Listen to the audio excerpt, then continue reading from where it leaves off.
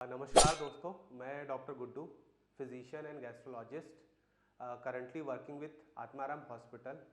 आज लोग बात करेंगे एक बहुत ही यूज़फुल और कॉमन टॉपिक के बारे में, that is called constipation. Constipation जिसको हम कब्ज़ के नाम से भी जानते हैं। कॉन्स्टिपेशन मुख्यतः दो प्रकार का होता है, एक एक्यूट कॉन्स्टिपेशन, दूसरा क्रॉनिक कॉन्स्टिपेशन। एंड ज़्यादातर लोगों को जो प्रॉब्लम होती है दैट इज़ क्रॉनिक कॉन्स्टिपेशन, जिनको लंबे समय से कॉन्स्टिपेशन रहता है। एक्यूट कॉन्स्टिपेशन बहुत ही इमरजेंसी वाली समस्या है, जहाँ पर सडनली किसी को पेन एब्डोमेन शुरू हो जाता है और उसको स्टूल पास नहीं होता, उसको नौशिया वॉमिटिंग होती है और पेशेंट को हॉस्पिटलाइज होना पड़ता है। और कॉज इसमें कोई ना कोई सीरियस कॉज होता है, चाहे वो एब्डोमिनल ऑब्स्ट्रक्शन हो किसी कारण से, परफोरेशन हो, कोई ट्रॉमा हो, इस तरह की चीज़ होती है। Now we are focusing on chronic constipation. कब्ज हम किसी को कब कहते हैं? अगर किसी व्यक्ति को हफ्ते में 3 बार से कम अगर मोशन होता है, लैट्रिन होती है 3 बार से कम, तो उसको कब्ज कहते हैं। कुछ और चीज़ें हैं, अगर किसी व्यक्ति को बहुत ही हार्ड स्टूल हो रहा, बहुत ज़्यादा ताकत लगाना पड़ता है, कंप्लीट फीलिंग ऑफ इवेक्यूएशन नहीं मिलता है, या फिर जो स्टूल की मात्रा है काफ़ी कम है, पेशेंट को लोअर एब्डोमेन में दर्द रहता है, तो ये सब कुछ सामान्य लक्षण हैं कब्ज के। जब हम इनके कारणों की बात करते हैं तो ये डिवाइड होता है कि कुछ सामान्य जो लाइफस्टाइल पे बेस्ड हैं, कुछ जो दवाओं की वजह से कॉन्स्टिपेशन हो जाता है, कुछ बीमारियों की वजह से कॉन्स्टिपेशन हो जाता है।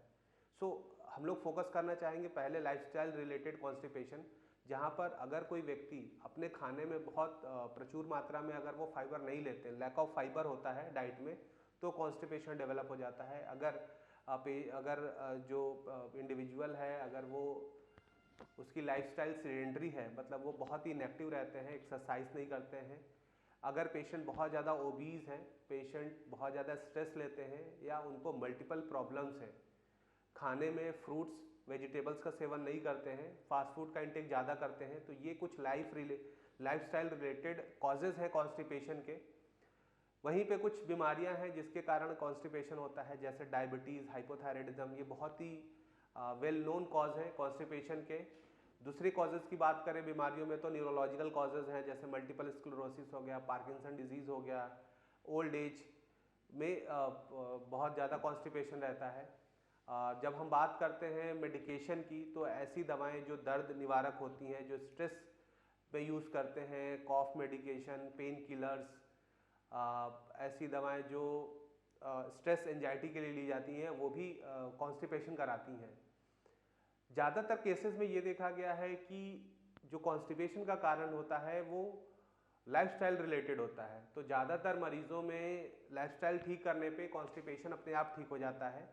जबकि दूसरी तरफ ऐसे मरीज फ्यू नंबर ऑफ पेशेंट, अगर हम बात करते हैं 100 में से कुछ पेशेंट को जो बीमारी की वजह से कॉन्स्टिपेशन होता है, जब उसकी अंडरलाइंग बीमारी हम ठीक करते हैं तो पेशेंट का कॉन्स्टिपेशन रिवर्स हो जाता है।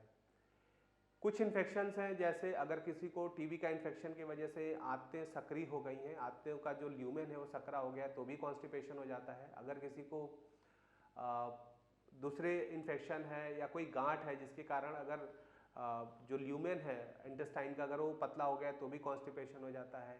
किसी को अगर आईबीएस है, इरिटेबल बाउल सिंड्रोम, किसी को अगर फिशर है, किसी को अगर इन्फ्लेमेटरी बाउल डिजीज है, such kind of patient also complain of constipation.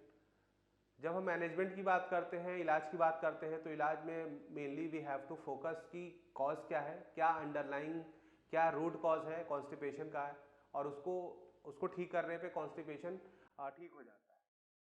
तो थैंक यू।